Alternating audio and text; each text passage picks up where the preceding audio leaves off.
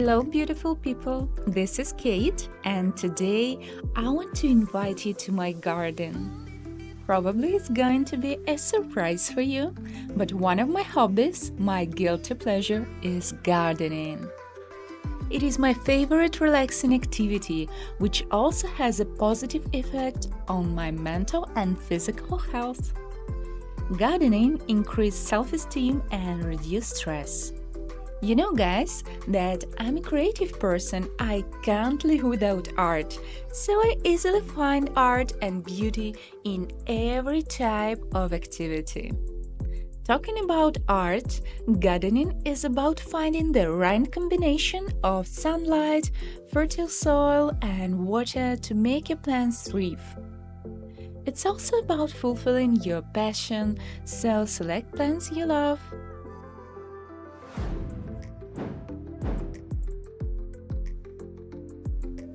In mid to late fall, gardeners in colder climates start thinking about winter. Not necessarily because they are looking forward to it, but because they know that without proper precautions, cold temperatures, drying winds, and snow cover can all cause problems in their landscape. Plants can get windburn, tree branches can be broken from snow load, and sprinkler systems can be destroyed from a prolonged freezer. Winterization doesn't have to be difficult though. Most of the tasks fit into a regular course of maintenance and contribute to a healthy landscape year-round.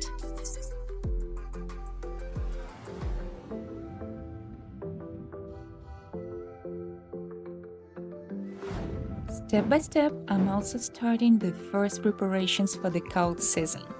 My first point is cleaning a pool, as I have a lot of pine trees around and all the dirt comes to the pool very quickly. I use the long pool net to catch all the dirt.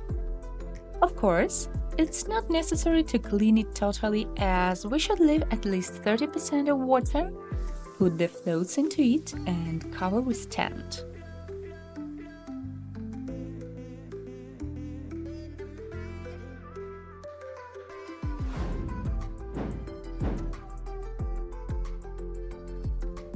The second step is shredding the lawn. I'm clearing the fallen leaves and other debris from lawns and beds to decrease the potential for overwintering pests and diseases.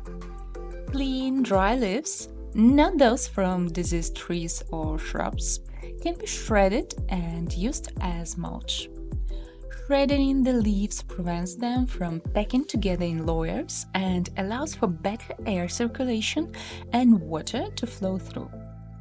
I usually gather the leaves all together and put them on the beds to warm up my sleeping plants during the winter.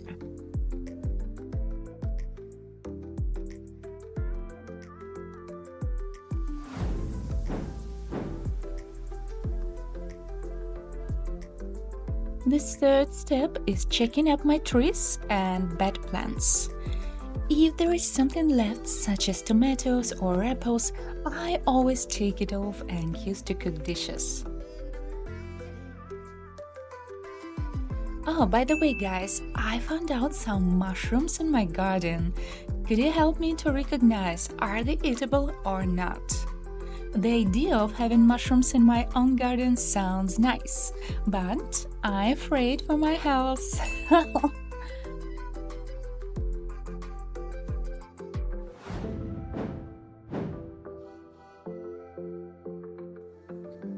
The fourth step is wrapping and applying mulch.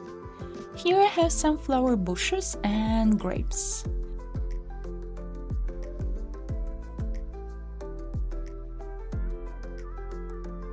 Evergreen shrubs are mainly damaged from dry winter winds that cause dehydration and are much more prone to winter damage than deciduous varieties.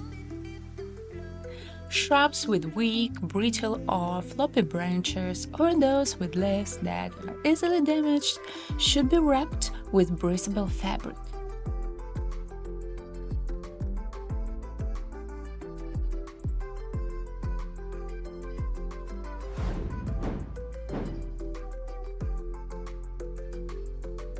The first step is pruning lightly. Cut back any perennials that aren't desired over winter, plants that will blacken and turn mushy. Cut back weak or spindly branches that might be damaged with snow load and crossing branches that can be damaged from rubbing and high wind. Trim long canes on roses to keep them from snapping.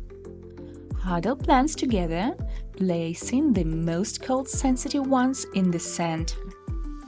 Locate the grouping in a sheltered area against a building or structure. Provide protection from wind with a windbreak or screen.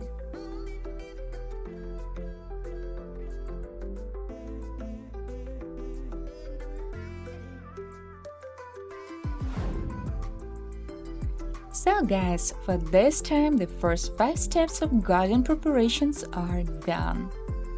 Now it's time to relax and have some tasty apples from my own garden. Share with me your tips and tricks for the plants. I'd love to hear from you, the feedbacks. Hug you all, my beautiful people. See you soon in my next videos.